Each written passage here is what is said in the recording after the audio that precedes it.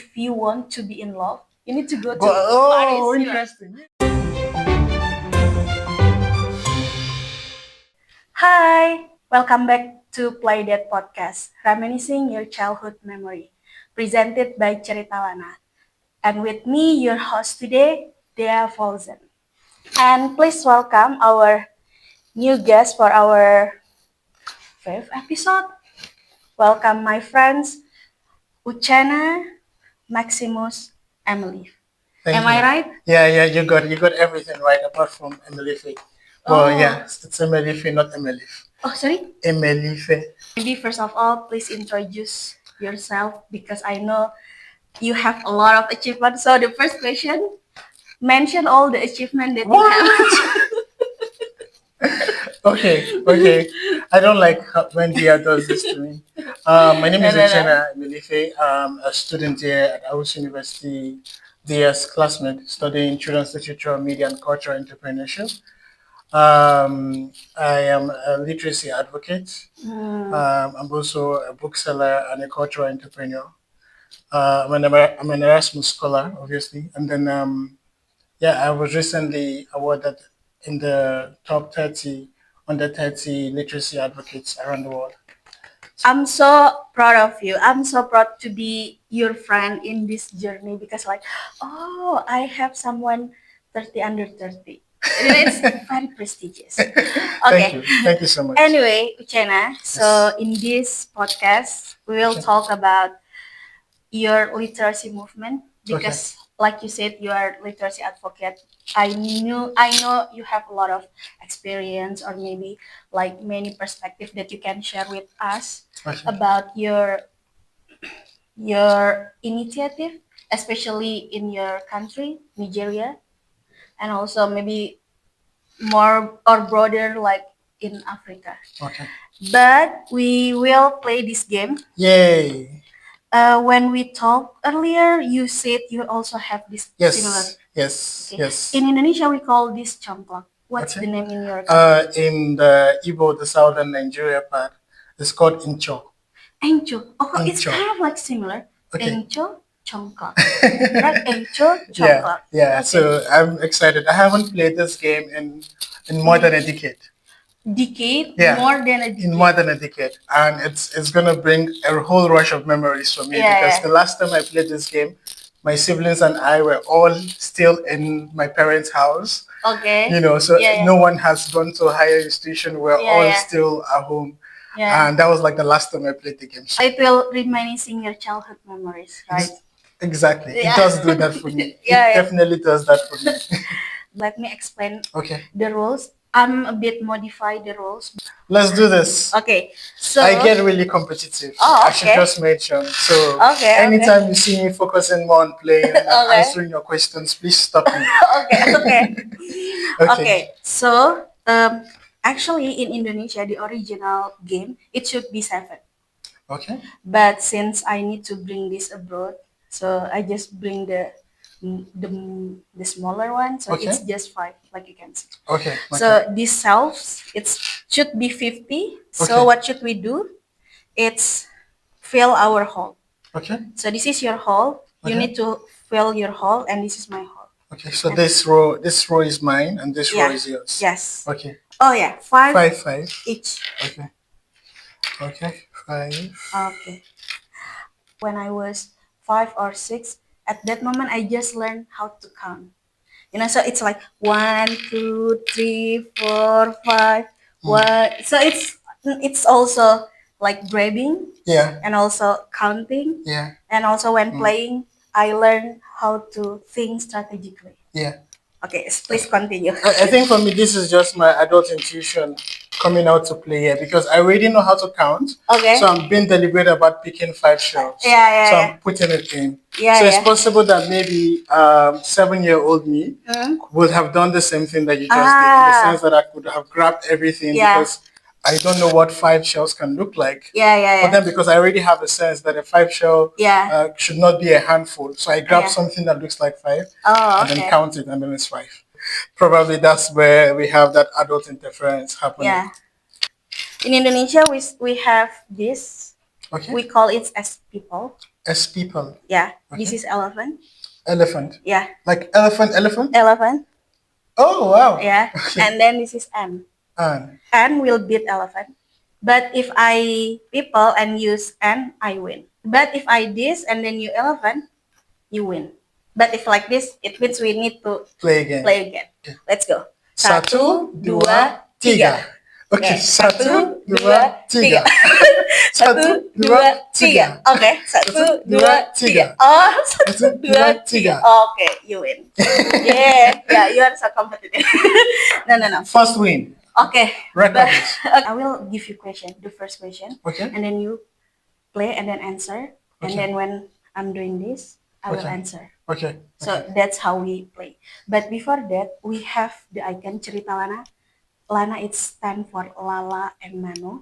Okay. So you need to choose who are you. If you consider yourself as updated person, okay, it means you are in Team Lala.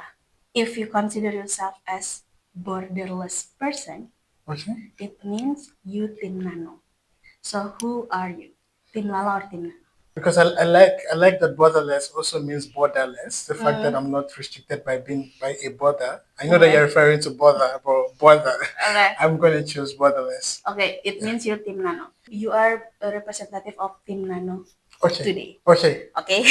Team Nano. So you will begin and I'll give you the first question. Okay. Please tell me childhood games or traditional games that remind you with your childhood memories. Okay. So growing up, there's this game we used to play called Laga Laga. Laga Laga. Yes, Laga Laga. So I always look forward to it. So it's a game where we draw squares on the ground, and then we hop on each square. Depending, do you have a similar game? Well, I have told this story many times, and everyone always tells me they have a similar game. Yeah. So we have a square, like three squares first of all. Then the squares spread into two. Okay. Then come back into three, and then spreads into two again. Oh yeah. So we have a pebble, a small stone. So the farther you throw your pebble, the more work you have to do because you have to then jump to pick up the pebble. Yeah. And then you repeat the same process until you've conquered the entire squares and then you build a house. So I really liked that game because I wasn't very good at it. But my siblings were. Okay. But it sort of created this bonding moment. And I really loved spending time with my siblings. Because every little opportunity we find where we're not bothered with homework and then everyone is playing Laga Laga. Even if I sucked at it, just the fact that I was doing it with my siblings were like, I always looked forward to it. So Laga Laga was one game. If I could remember one more, it would be very similar to it. We call it square.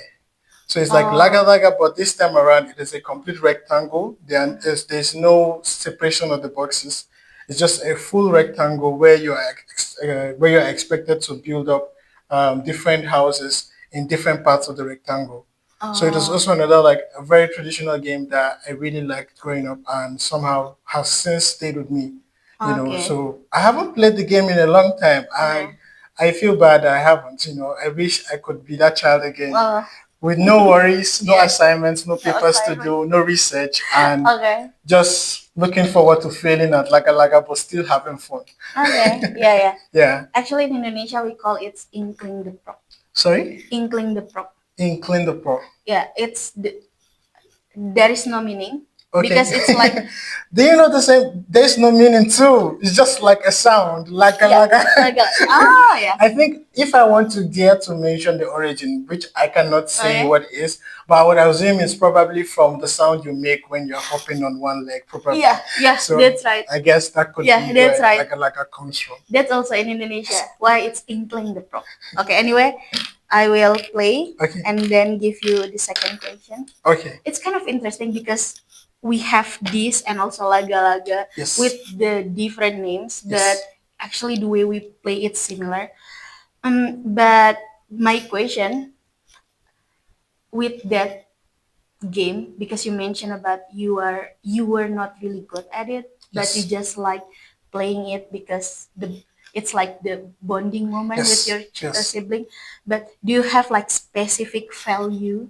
It may be one or maybe more because you play that game. Yes. It shaped who you are today. I think for I think it would be precision in the sense that the game sort of requires you to be precise. You know, they said where you are throwing the pebble, you have to actually be intentional about getting it at that square. If not, you lose the game. So I would think it's that sense of precision and that competitiveness really, because as much as I mentioned that it was a bonding moment, it sort of also offered an opportunity to, test our knowledge in the sense that everyone wants to come out the top. Everyone wants to beat the champion. The champion was my elder sister in the sense that, so they sort of made us more looking forward to it, to anticipate the game, and at the same time look forward to who will finally beat Emanuela, which is the third born in our house that was so good in the game. So yeah, I think for me the key thing would be that precision and then that competitiveness. Okay. Yeah. Yeah. It's good. Yeah. Just to mention one more game. I think another game that I really enjoyed as a child is called Name, Animal, Place, or Thing. So I played that probably in my early teenage. So it is paper and pen. Paper and pen. Okay. So you have a paper, you have a pen, you write. Okay, I have. Oh my God. Okay, interesting. Okay. You write like name, place, animal, thing, and then everyone is expected to write down. In my laptop, I have this spreadsheet of that game. Oh wow! I will show you. Okay. I will show you after this. But we call it as ABC game. Okay. So in the class, when we talk about ABC book, yes, at that moment, that inspired me to think about that game, because the name in Indonesia it's ABC. Why it's ABC? Because we have that, animals play something, but we will do like, okay, we call ABC lima dasar. So we will do like this, and then okay, let's say you 5. So this will be O. So we need to be faster to finding the O. Exactly. For place, animals, and anything. Yes. And then we count it in the end. Yeah. Is it similar? Similar. Okay. So we have like the letters lined up by the side of the paper, and then you have like the name, place, animal thing but just like a spreadsheet as you mentioned, and then everyone, when the moderator calls out a letter, everyone has to like immediately come up with words to fill in into that letter. Yay, more seats for me. So, do you remember your first experience facing digital devices? First experience, of course, TV. Okay. Yes, TV. Okay. But growing up, really, I because we didn't have cable growing up. Cable. Oh, cable. Oh, okay. Yeah, we didn't have cable growing up.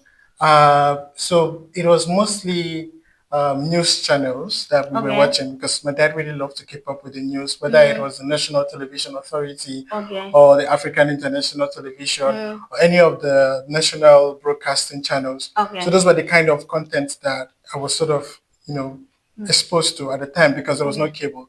But at the same time, I remember clearly also watching Nollywood films. Films from our film production called Nollywood. Growing up, mostly films about a child getting into trouble because they disobeyed their parents. Films about maybe blood money. Someone who is poor wanting to become rich goes ahead to sacrifice their loved ones because they want to make money. Those are the kind of like productions I watched in Nollywood, and as a child, they were very scary. Oh my God, I don't want to watch them, but you're like peeping through in between the pillow, and then you're watching them, Okay, this is where I have to be more strategic, right? Okay. I don't have to. Remind me again, if my house is empty, what does it mean? It's empty? Risky, right? If there's nothing on it. No, it's fine. Because in the end, we will just count how much you have here. But remember, it's only one move. If you move this, it's only here and then stop. Okay.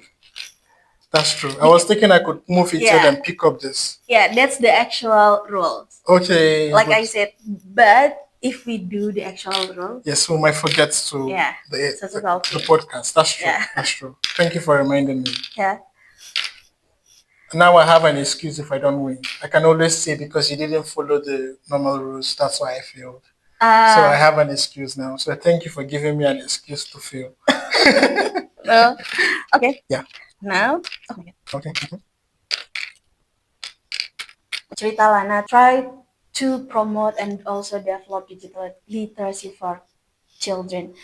And I'm a bit interested when you mention about your experience with TV, especially when you watch Disney. Yes. And several channels that really related to our cohorts because we discuss about that.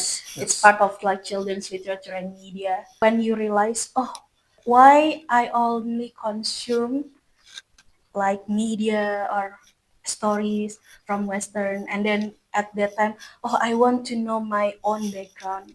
That's why you really into it, your Nigerian or African literature. Is that the turning point? I think what that did for me, the impact that had on me was that at the time of me watching these shows, I didn't feel like I was cheated out of content that didn't reflect me because I was seeing myself in these characters.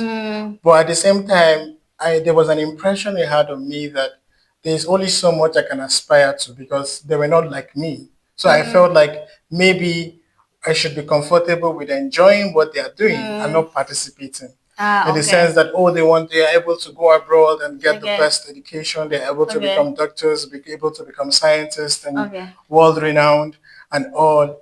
I was not feeling incapacitated by watching them or feeling cheated out.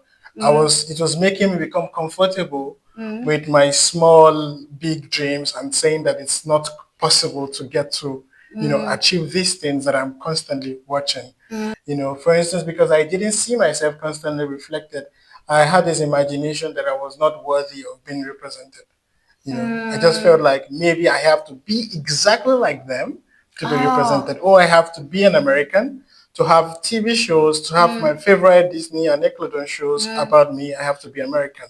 Like this Sokoto Nigerian boy doesn't deserve representation. It gave me this impression that I don't deserve to be represented, and when I'm represented, it will be boring.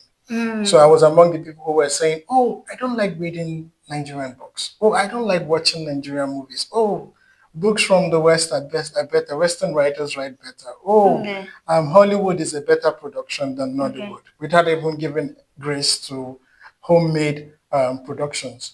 So I think the turning point for me was when I first of all read a book titled Purple Hibiscus by Chimamanda Ngozi Adichie. This was in my mid-teens, a book that was published in 2008. I only read it like in my mid-teens that was like 5 or 6 years after its production, And then I read the book and it sort of, I felt a whole, like I felt for the first time literature was able to tell me stories I could not only enjoy, but understand. In the sense that the realities portrayed were very, very close. In the sense that this could have been my story. This could have been the story of my friend. This could have been the story of everyone around me. For the first time, I saw myself reflected in it and just sort of, changed my entire mindset. That 15-year-old boy was like totally blown away by this. And I was like, I need to read more. So that was it. I became very interested in getting as much contemporary Nigerian books I could find, read as much as I could, and little by little, my motivations began to form, and that is the point I am now because I'm still exploring even much more. I'm still figuring out much more, and I'm being appreciated by the representation and how diverse even that representation is.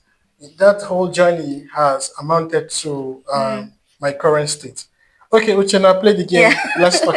It's fine. It's fine. Okay. Because I'm trying to thinking about my experience to the Indonesian story itself. Yes. But I just don't put on my whole. Sorry. No. Oh my God. You don't say sorry. It means you will make me win. That's why I'm apologizing to myself because I'm disappointing myself. I just remember the first novel that I read when I understood about the story. The name of the book is Paris in Love. So it's Indonesian writer talking about Indonesian teenager fall in love and then they go to Paris. Okay, nice. Okay. So when you talk about that, when I was teenager, many book, especially novel, because I'm into novel at that moment, talking about it's Indonesian writer that wrote it, but the background, the location, it's always about European. What did that do for you? Reading those kind of stories, how did that, sort of influence you, in the sense that you were represented, but it was constantly from the diaspora? So how did that impact you? It's not diaspora actually. They live in Indonesia. Okay. But it makes me like if you want to be in love, you need to go to Paris. Interesting. Yeah, funny. Yeah, I agree. Funny. Because the reason I asked this was because how these books and even the TV shows I watched formed me was that, it made me aspire to go abroad. Yeah. Because that's where I thought that I could find people like me, where I thought I could finally be who I wanted to be, and in a way that is true because of how, it's, but at the same time, it is dangerous to have such kind of such kind of opinions about your own home. It makes you not this pride that should come with your culture. It demeans that, and you begin to constantly look forward or aspire to another person's heritage. That isn't yours, and you get disappointed when it doesn't play out according to your imagination, and you forget that you always have a home that you've forgotten.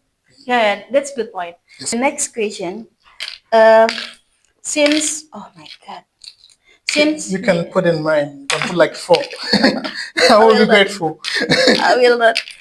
I will be very grateful. So, I want to know the difference that you found at that moment between Western stories and also your own culture stories. The subject of the story is different in the sense that the object of the story rather is that it's not talking about a white person to start with. First of all, it's talking about an African. Problem of Discourse talks about 2 teenagers, adolescents, teenagers-ish, to Catholics. I'm Catholic. To Igbo children, I'm Igbo. Who are from the southern part of Nigeria. I'm from the southern part of Nigeria. Sort of in the stage of their life where they are navigating rebellion and being implicit to their parents' will. So very familiar to my growing up because this sort of constant liminal states that you stay as a teenager. So this ability of the writers to tell these realities that are lived experiences, was for me what I found powerful. In the sense that I was able to see an experience that I have actually lived or looks familiar. Because it's not talking about a distant land that I cannot understand. These stories are able to reflect, ideas that are also resonant to me. But at the same time, take the book Outsiders, for instance, where the teenager was completely rebellious and all of those things. I had a rebellious teenage at the same time, but it wasn't to that extreme. So even in the themes itself, there's this representation of familiar tensions, that are more African, and then Western. So these 2 things became quite a turning point for me. And I also began to see other stories that, even though did not reflect these common cultural themes, were still African, in the sense that even in the dialogue, and even though in English language, still reflected Nigerian languages or other African languages infused with the English language. So this dynamic became very interesting for me, in the sense that irrespective of how diverse these books were, they were still African at its core. Not just because they were written by Africans themselves, but in the represented realities in these books sort of showed the multiplicity of African lives. Okay. I think you put it 2 here. I put 2 there? Yeah. I don't know what is wrong with me. Remember? Okay. Of course I do. I wouldn't do that to myself. Okay. Twice. Okay. my next question. Now you are a bookseller. Yes. Sokoto. Yes. Book o'clock. Book o'clock. Yes. Let me know what you do with the book o'clock. I really want to know about your literacy movement in specific. Okay. I think I started Book O'Clock in April 2020, on the 23rd of April.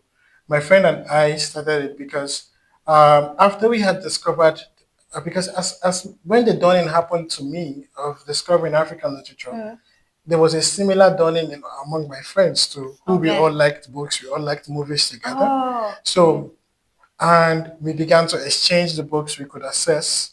We began to exchange stories about our love for books and all. And we thought about the possibility that there could be other people like us who are realizing or who are in love with books, but may not have been exposed to the kind of literature that we can access. So we started as a book club. And because we're tired of waiting for someone to come and start a community for us, we decided to start one for ourselves. Because in Nigeria, where you will find the biggest literary platforms are either in Lagos or in Abuja, these are considered the bigger cities. And then Sokoto is just like a minute city compared to them. Big population, but compared to Lagos, it's nothing compared to that. And that's where, like, so if you wanted to be a literary person, or if you like to write, if you like to read stories, you should not be in Sokoto. You should be elsewhere. You should go to Lagos. And we wanted to correct that mentality because we felt like this is our home, and maybe we can create our own mini heaven at home. So we started Book O'Clock, first of all, as a book club for students of my university, where we read, and it was during the pandemic, so we were really bored, and we wanted to read. So why not start a book club so everyone is bored together and read together? So we're reading every week. We were reading books every single week. We're reading one book. We kept reading and reading and reading and reading. And then we realized that we could do more with Book O'Clock. So we expanded the same year. By the ending of that same year, I started a bookstore because we had a problem of accessing literature of African literature because there were no bookstores in Sokoto that were selling contemporary African literature. And I think what Book O'Clock is constantly does is to see how we can promote literacy, to see how we can promote literacy through reading and writing, through storytelling, through books, through literature, through young people, to children. If they can grow up with that mentality of appreciating the power of books, there is only so much they can do with their future. So that was exactly what the book festival we started in the following year called Sokoto Book and Arts Festival, where we sort of celebrate arts and literature in an elaborate form and give a stage for people to come and make performances, come and submit short stories, submit creative non-fictions. Through such kind of forms, we promote both critical literacy as well as critical media literacy in a way that children and young people can see that there is power in stories. And such stories can become tools for both representation and at the same time tools for advocacy. Whether they're advocating against the several problems going on in the country through their writings or learning how to critically assess those kinds of representation of these issues in literature. So my next question, I know you have literacy movement, but you spread it through social media. How this impact maybe to your audience and maybe until your movement being recognized? When we started, we had this sort of like every small startup, like everything was beginning. You are very worried about taking it beyond you, and we just wanted it to be between ourselves.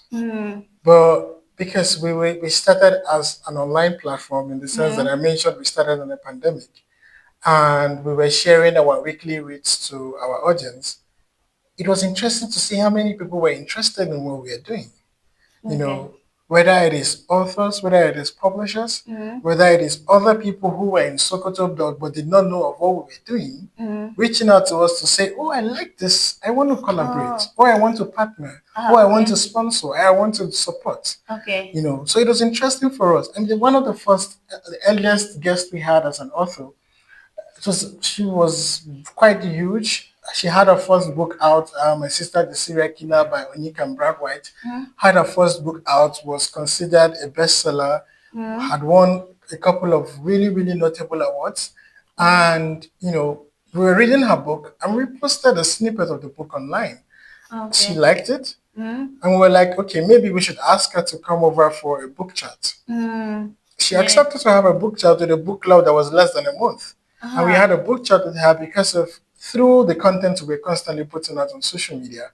So of course, social media has been able to help us in exporting what we do. Okay, there's this slogan we have among my staff and my small team of really, really crazy people who are very, very much daring to do things, where we say that we export our content to the global audience. So we want to change the narrative that people in Sokoto are creative artists, and the only way we can do that is through social media. In 2022, when we had the second edition of our book festival, we realized that after the festival, we looked up online and realized that we had made it into almost all the listicles, all the listings of the major festivals in Nigeria.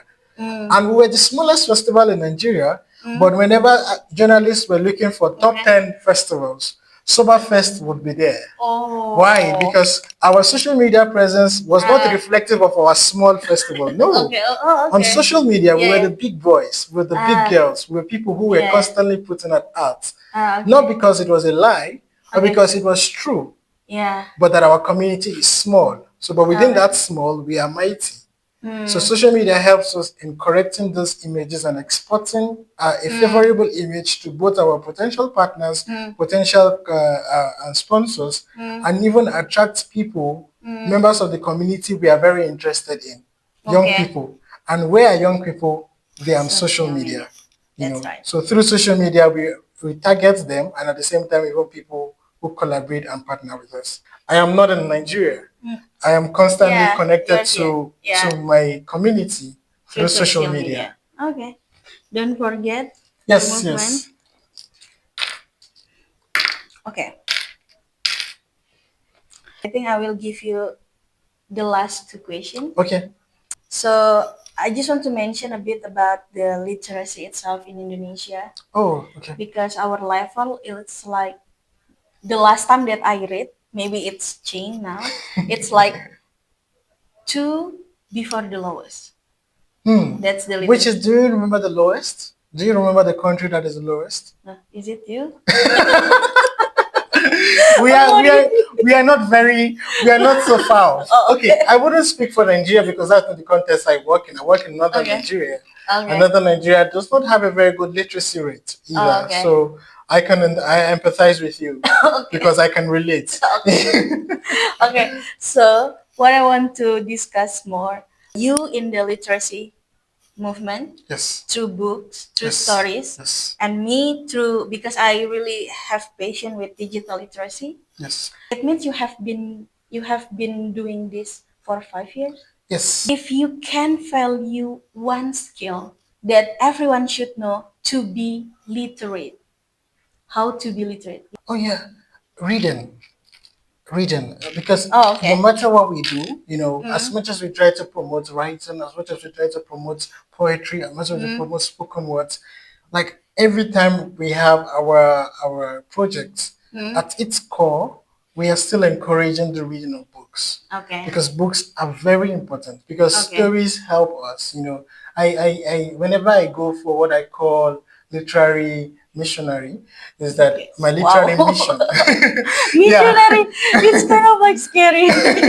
My literary mission too, because back then at home we have this monthly mission movement, where we visit communities, schools, and other things, where we sort of talk to them about the gospel. So not the gospel of like Bible gospel, but the gospel of literature. So that's how we call it. Whenever I go, I always sort of constantly tell them, because stories help you seeing the world in a new way and showing the world in a way that doesn't look too difficult, too complicated, but at the same time very informative. When I read about, for instance, a conflict, compared to when I listen to a news about the conflict, I wouldn't understand it as much as I would if it is told through characters.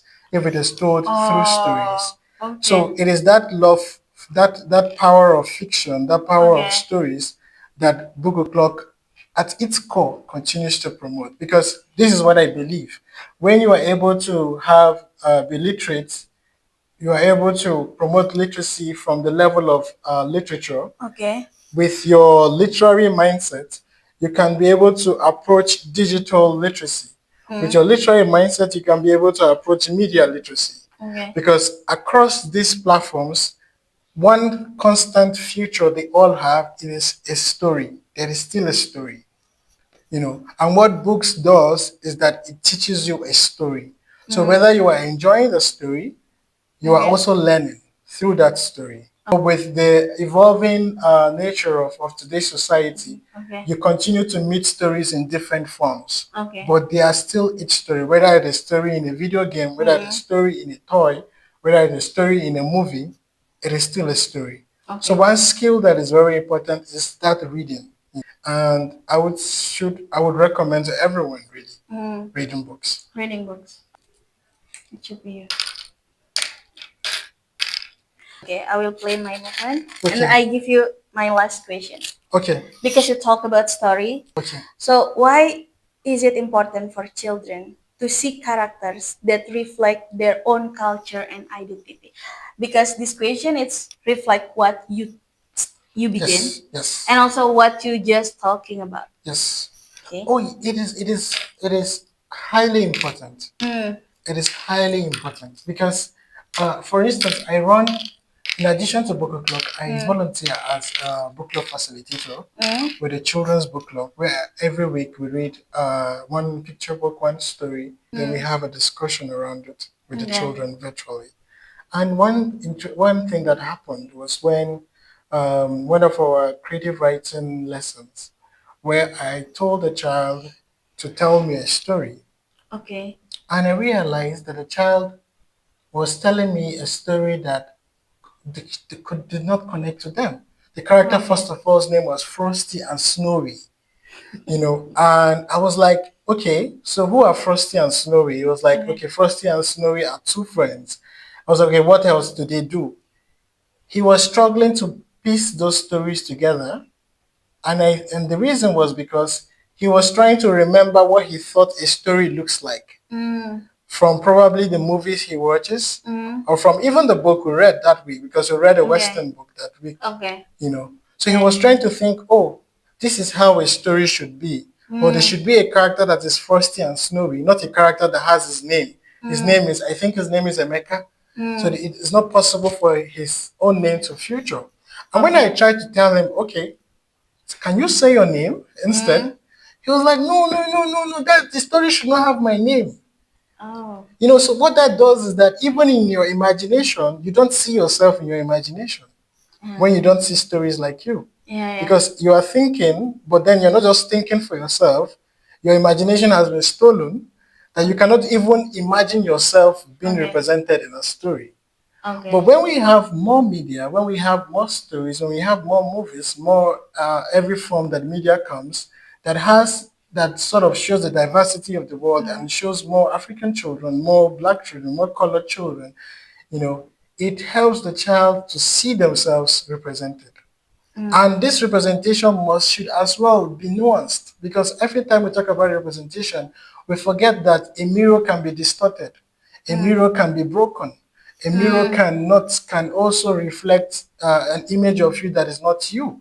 Yeah. So it's not just about representing an African, for instance, but a representation that actually shows a lived experience that an African can relate to in a way that they can either aspire to that in a healthy way and not an image that distorts the reality, because even that is dangerous. Because if you only see yourself represented, what you then mean in a bad way, you begin to see yourself in that same way. And of course, we both know that children like to copy, and it is what is being represented to them that they start showing to their loved ones. So it is very important. And one way to ensure that is to see that we have more support, more opportunities, that are available to writers who understand this reality, filmmakers who understand this reality to be part of the process and not leaving it to other people to tell the stories. You know, so the only way we can have that is when these people from these various minority groups that are not well represented, they should begin to tell their own stories. And we also have to be realistic. For such kind of stories to get the same reach as other kinds of stories, there has to be more platforms created, which is what Book O'Clock tries to do. You know, by spotlighting minorities, you know, whether it is minority within Nigeria, whether we're very focused on Northern Nigeria because that's a minority within Nigeria, but showing how authors from Northern Nigeria are writing very good works and should be read. Or spotlighting minority Northern Nigerian children in the sense that these children have talent and should not just be looked into children of low literacy rate or be looked into a region that is filled with evil or looked into a region that is considered as the poorest. No, there is more to that than all of those statistical figures. So it is that balanced representation that we try to do at Book O'Clock and then shows the need for much more across the world. So good. Thank you so much. So let's count ourselves. Okay. And how much did you get? I got 9. Okay. 9, 2, 4. I have 8. Okay. So... Oh my God. The reason I lost is because it wasn't the traditional game. No. That's why I lost. Unfortunately, Uchenna cannot represent you well today. So congratulations for Team Lala. But Uchenna, it was so fun game. Thank you so much, and also thank you. Fun conversation. I have something for you. Oh, okay. I was thinking it was more something cultural. Oh, nice. So do you know this is one of province in Indonesia. Okay. We call it Kepulauan Riau. So actually Kepulauan is like islands. So there are many islands here. So if you want to visit Indonesia, do not only keep Bali in your mind. You can also go here because it's kind of like it's very, very beautiful. Okay. Thank you very much. So this is for you. I will hold on to it and then And also I have something. I thought it was money. Oh my God, you really want to rob me? So actually, this is one of the monument in Denmark.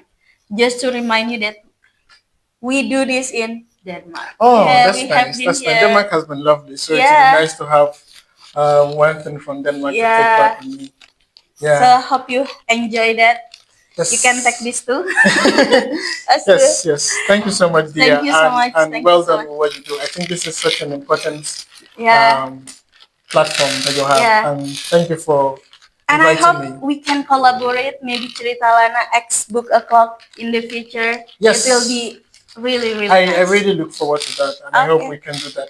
So thank you so much for watching us, and hope you enjoy our conversation because Uchenna share really good perspective. It's really important because maybe many Indonesian, they don't really know about Africa or maybe Nigeria. So you sharing all of that, your experience, I think it will help them to open their perspective.